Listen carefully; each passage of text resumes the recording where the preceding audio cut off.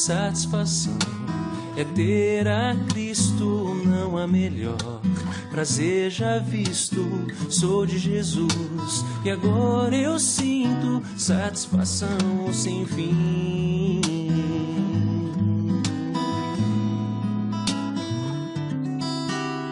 Satisfação é nova vida, eu com Jesus em alegria, sempre cantando a melodia, satisfação sem fim.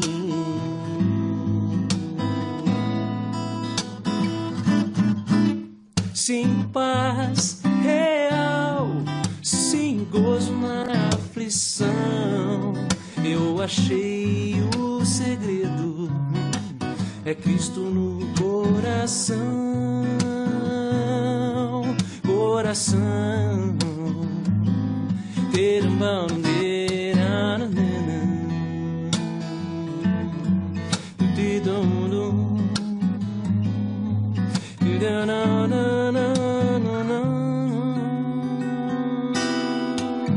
satisfação é não ter medo, pois meu Jesus virá bem cedo, logo em glória eu hei de vê-lo, satisfação sem fim.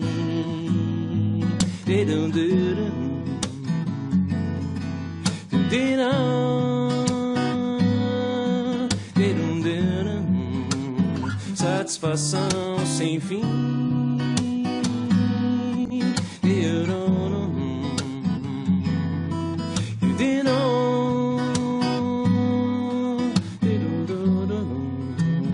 Satisfação sem fim.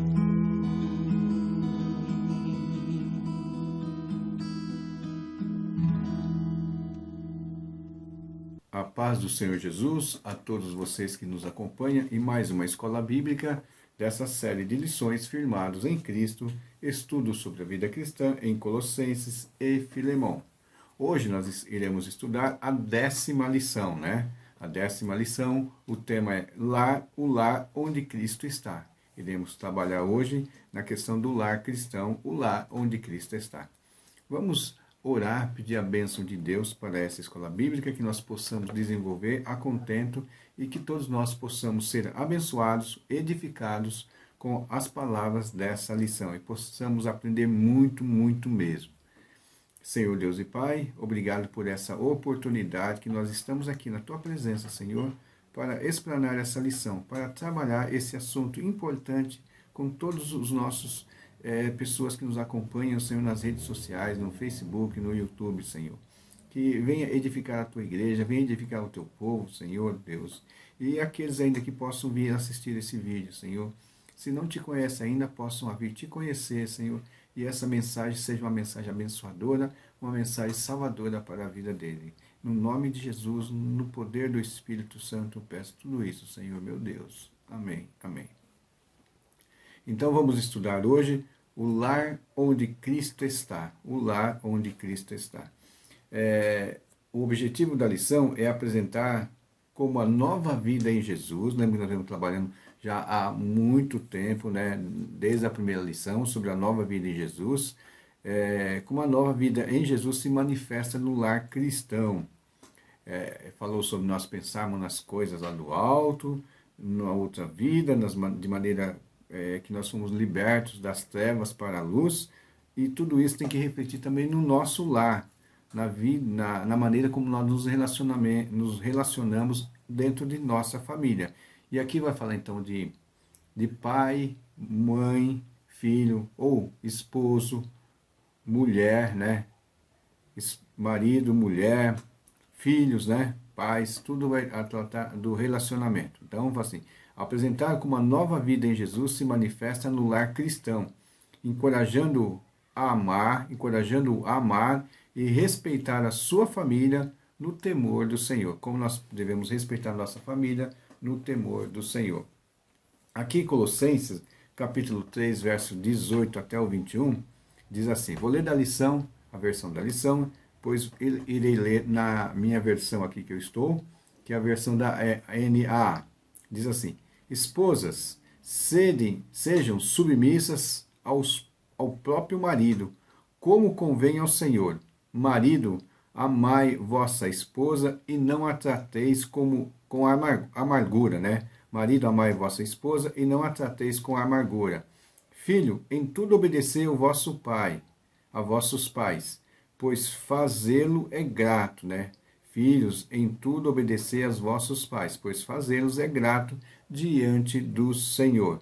Pais, não irritem os vossos filhos para que não fiquem desanimados, né? Pais, não irritem os vossos filhos para que não fiquem desanimados. A minha versão aqui diz assim, talvez seja até a mesma, né? Esposas, que cada um de vocês se sujeite ao seu próprio marido. Já vi que é um pouquinho diferente. Esposas, que cada uma de vocês se sujeite ao seu próprio marido, como convém ao Senhor. Maridos, que cada um de vocês ame a sua esposa e não a trate com amargura. Filhos, em tudo obedeça a seus pais, pois fazer isso é agradável diante do Senhor. Pais, não irrite os seus filhos para que eles não fiquem desanimados. A palavra de Deus é muito importante nós colocarmos nossa vida diante dela para ver onde nós podemos estar falhando. Às vezes nós propagamos um evangelho em nossa vida, falamos que nós somos salvos, que nós temos uma nova vida em Jesus, mas às vezes isso fica só dentro da igreja, né? Na nossa vida conjugal, na nossa vida familiar, isso não tem nenhuma influência, o poder do evangelho em nossa vida. Aqui na lição, o autor da lição, ele fez um levantamento junto com alguns órgãos, né? Principalmente nesse período de pandemia, numa pesquisa, em 2020, né, no período do segundo semestre de 2020, relacionado ao primeiro semestre ou segundo semestre do mesmo período em 2019, aumentou em 15% o divórcio. Né? O divórcio. Diz que é o maior número de divórcios na história do Brasil. E por que será que aumentou o número de divórcios? Porque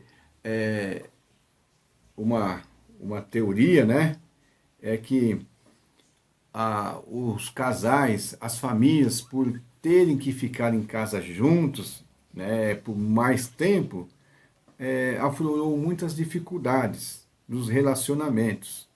Então, as pessoas não souberam se relacionar dentro desse período que tiveram que ficar mais tempo juntos. Por mais tempo juntos, mais conversa ou menos conversa, as pessoas acabaram tendo atritos, ou atritos que já tinham, acabaram sendo exacerbados, aumentados, e que levou ao divórcio. Então, diante dessa situação, nós como cristãos, nós devemos examinar a palavra de Deus, essa de Colossenses, e para aprendermos como é que deve ser um lar onde Cristo está. Se nós formos transportados das trevas para o reino da luz, se nós buscamos as coisas lá do alto, como as lições, nós estudamos as lições, se nós temos que ter uma vida comunitária com outros irmãos, o maior deve ser o foco da nossa vida em relação à nossa família, em relação ao nosso lar. Tá certo? Então aqui vai ter o Paulo, dentro do mesmo contexto de falar da salvação em Cristo Jesus, das coisas do alto, da nova vida em Cristo, do Evangelho, da plenitude, encher-se de toda a sabedoria, de todo o conhecimento de Cristo. Isso também deveria trazer uma enorme influência no lar. Então, essas orientações básicas que Paulo coloca, como aqueles irmãos deveriam conviver no seu lar. Essas informações básicas de convivência dentro do lar. Então, Paulo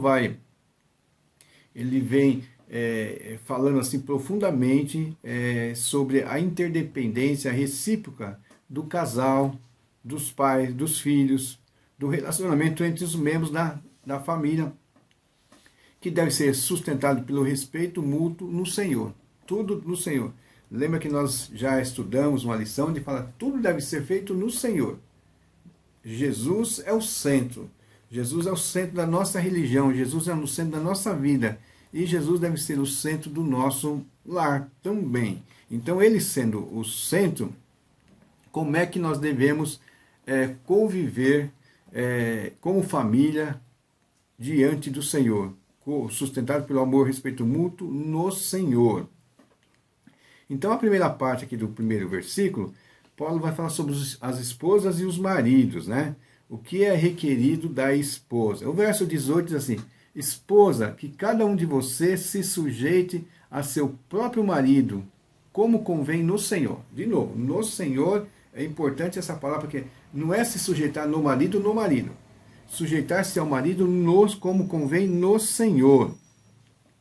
E é complicado, né, nessa atual situação, ou a contemporaneidade, onde submissão é complicado para as pessoas, ou autoridade, as pessoas pensam que essa submissão, ela pode ser uma questão de humilhação, né? Mas Paulo fala assim que a submissão, ela tem que ser uma disposição para os cristãos. Eu estava vendo na minha Bíblia aqui, de estudo, onde o autor, eles fazem um contraponto, quando Paulo diz, esposas, obedeçam, né? Sejam submissas, né? Está fazendo um contraponto com a visão romana, que era apenas dizer, esposas, obedeçam.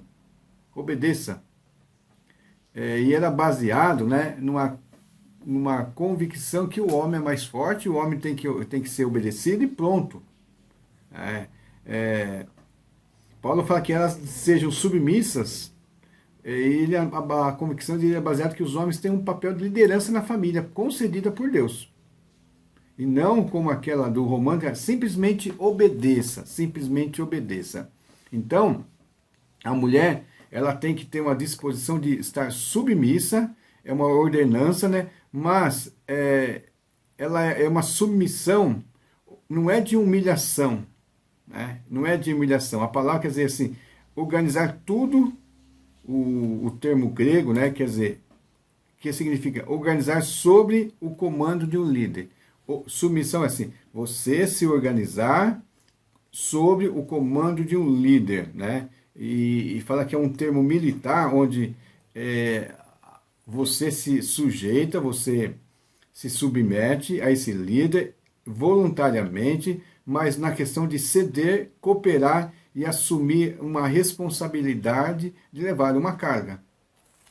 Tá certo? Então, aqui, quer dizer que a mulher tem que cumprir o papel dela, né? É uma submissão que ela está disposta a cooperar com seu marido na responsabilidade de conduzir o lar no temor do Senhor.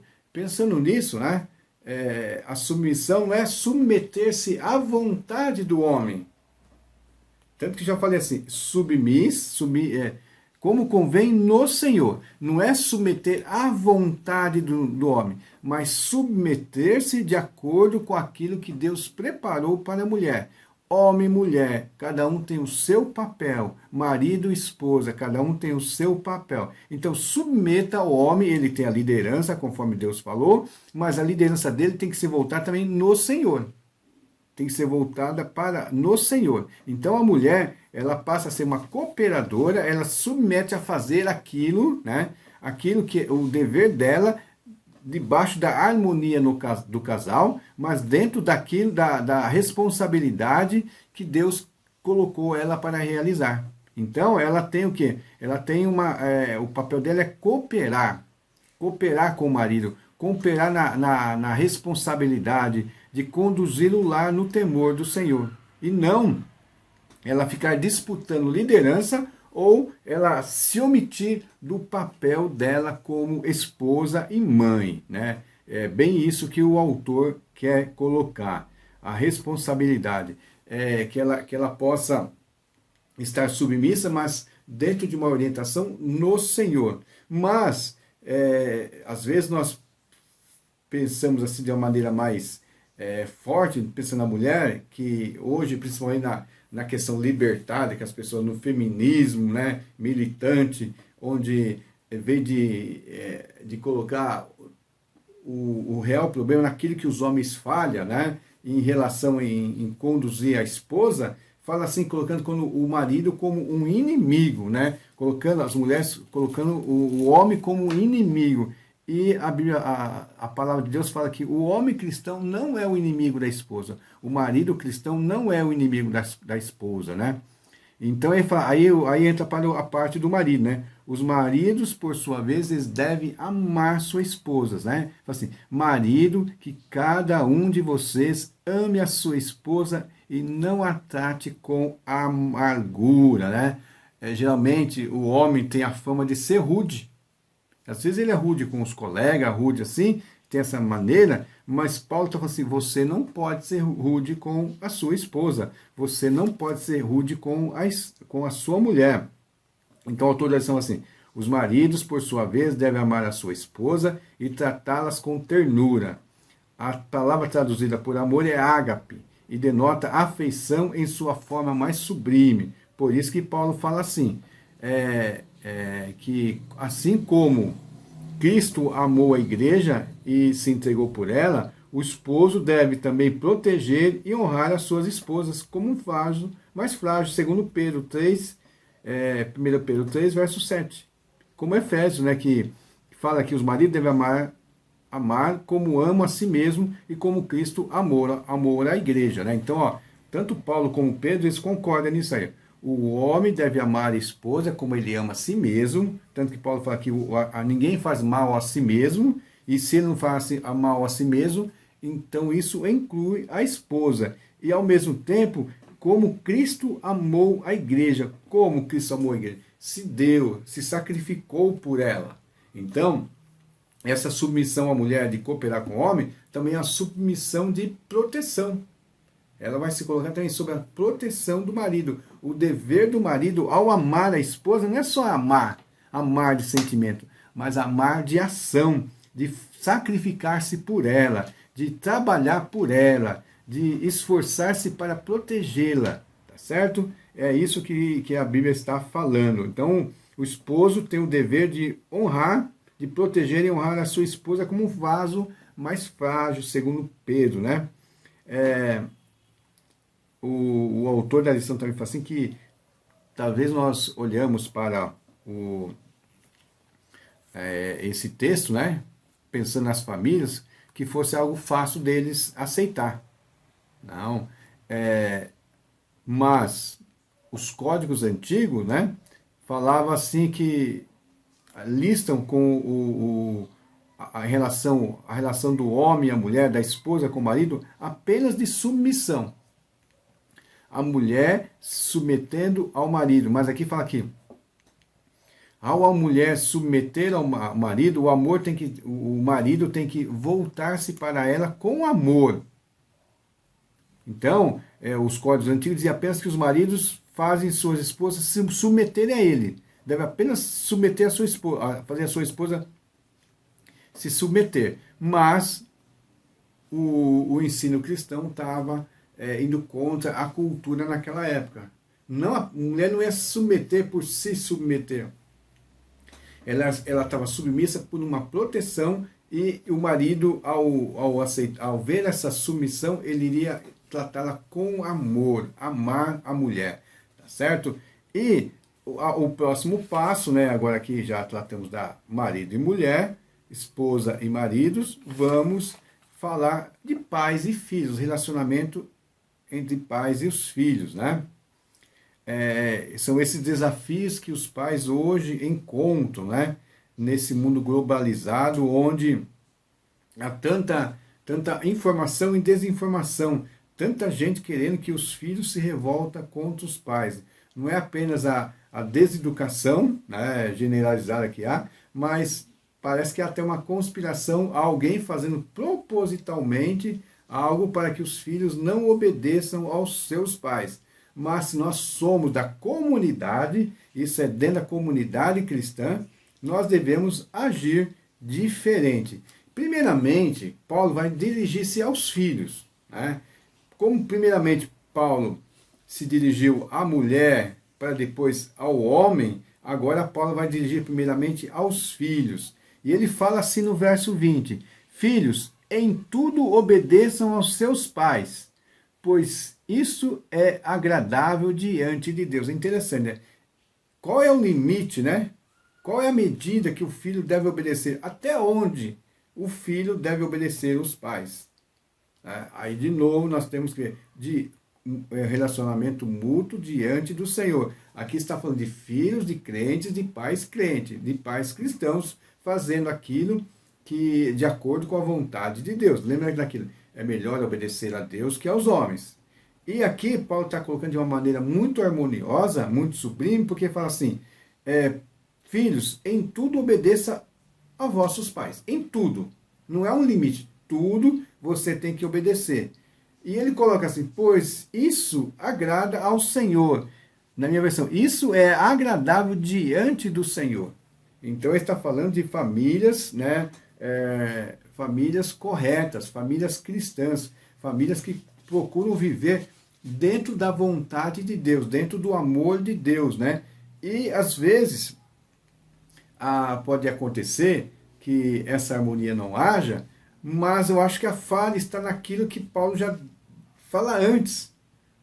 Cristãos hoje que não transbordam do conhecimento de Deus. Pais que não sabem como agir diante dos filhos dentro do temor do Senhor, não sabem educar. Mas vamos levar em consideração que esses pais conhecem muito bem ao Senhor, conhecem muito bem da vontade de Deus para os seus filhos. Não é a vontade dele, é a vontade de Deus para esses filhos. Então, quando ele dá uma ordem, ele tem que deixar claro que ali é uma vontade diante de Deus, uma vontade de acordo com aquilo que Deus determinou para os filhos. Então, fala assim, filhos, em tudo obedecer aos vossos pais. Em tudo, né? Isso é agradável ao Senhor. Como está lá em Provérbios 1:8. E Paulo também trata dessa questão em Efésios, né? Na carta dele a Efésios, verso 1 e 2. E essa obediência deve ser balizada, voltando aqui, né? Balizada pela autoridade do Senhor. É lógico, às vezes se não está falando de um pai que não é cristão, de um pai que é contra a vontade de Deus. Aí você não vai obedecer mesmo, né? Um cristão, um filho cristão, e um pai que não é cristão, e se fosse algo que fosse contra a vontade de Deus, não obedeceria. Mas aqui é uma coisa que, tratando de obediência diante do Senhor. De igual forma, né, os filhos obedientes agradam aos pais, né, e agradam a Deus, pois assim expressam o caráter do Filho Jesus Cristo.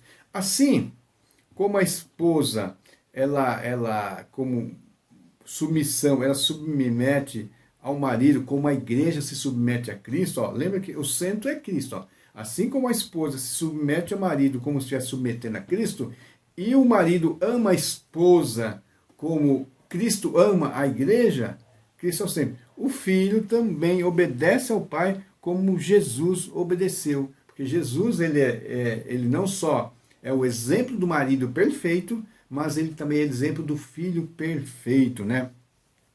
Daquele filho que obedece. Isso aqui está muito ligado ao mandamento de honra teu pai e tua mãe, né? Que é o 5º mandamento. E Paulo cita, não me lembro o texto agora, que esse é um dos mandamentos com promessa. Honre teu pai e tua mãe, para que se prolongue os teus dias na terra que Deus te dá. E Paulo fala que esse é um mandamento com promessa. Honrar, quer dizer, obedeçam, né? Façam aquilo que agrade, que honra. Honra a fé do seu pai, honra a crença dele e honra o Deus do pai. Aí, isso aqui fala que isso agrada ao Senhor, isso traz longa vida aos filhos. Tá certo?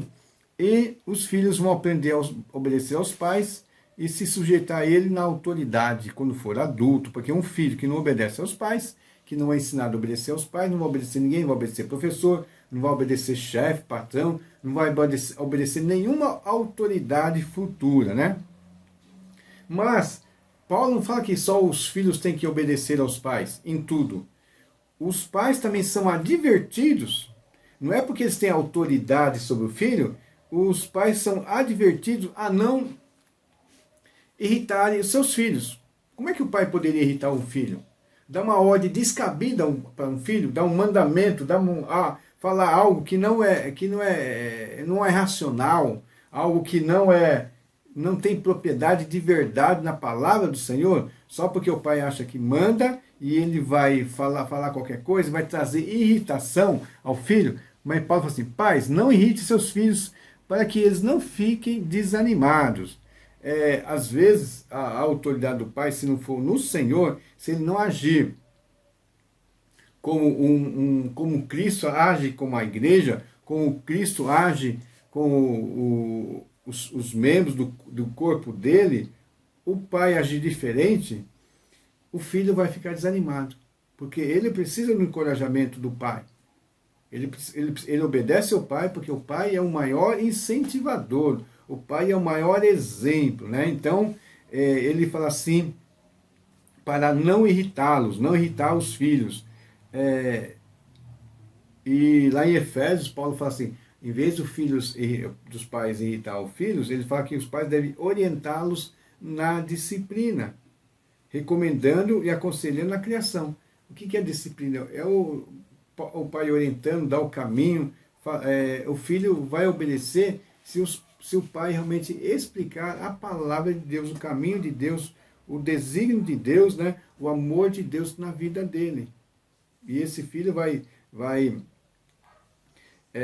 desenvolver um amor por Deus, um amor pelo pai, porque, queira ou não, o pai será uma figura representativa do próprio Deus, né? Sim, de autoridade, de poder e também de quem o filho pode contar na hora da necessidade. Então, o pai e a mãe são responsáveis por criar um ambiente encorajador no lar. Dedicar-se tempo para ouvir pacientemente seus filhos, instruí-los na verdade e corrigi-los com o coração cheio de amor. E esta é uma tarefa a ser compartilhada com a igreja, né, de Deus, nas responsabilidades dos pais, tá certo? Então, esses 3 versículos, né, 3 ou 4 versículos, vai falar sobre o relacionamento da esposa e do marido, né, a submissão da esposa, a proteção da esposa pelo marido, o marido que ama a esposa, os filhos que obedecem aos pais, os pais que orientam os filhos, amam e cuidam dos filhos, produzem um ambiente saudável para que eles possam realmente viver. E para terminar aqui na nossa vida em foco, né, nós devemos amar a nossa família como o Senhor o ama, né? Ame sua família como ama o Senhor, né? Como ama o Senhor.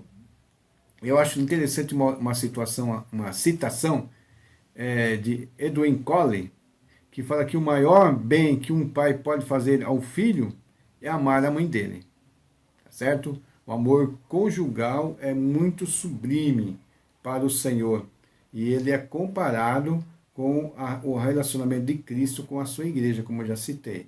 Então, nós devemos amar a nossa família como nós amamos o Senhor.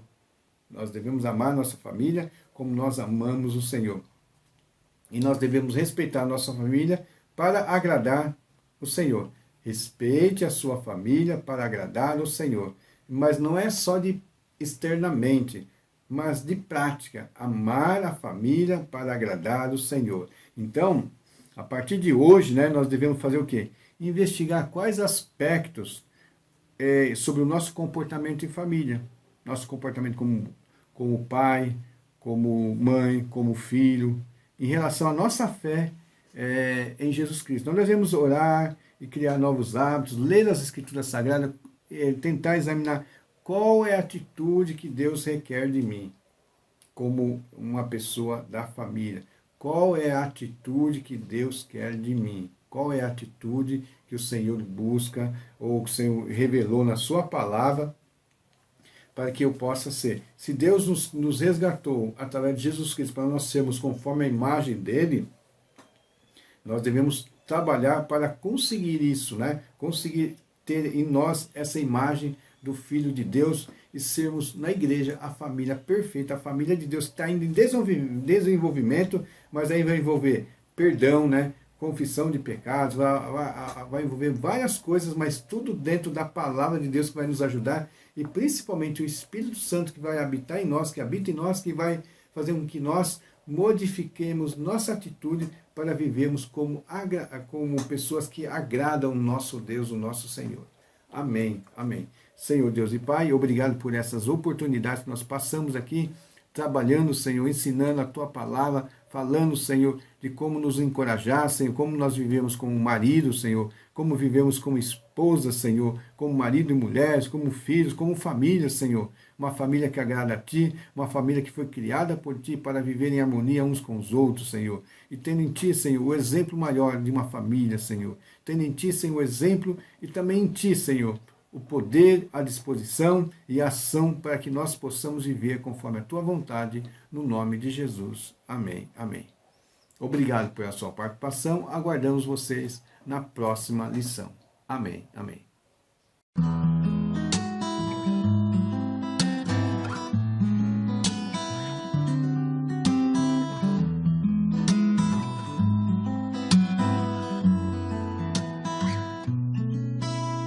Satisfação é ter a Cristo, não há melhor.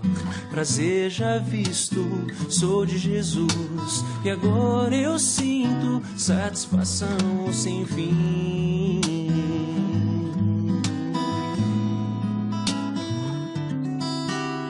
Satisfação é nova vida, eu com Jesus em alegria, sempre cantando a melodia, satisfação sem fim.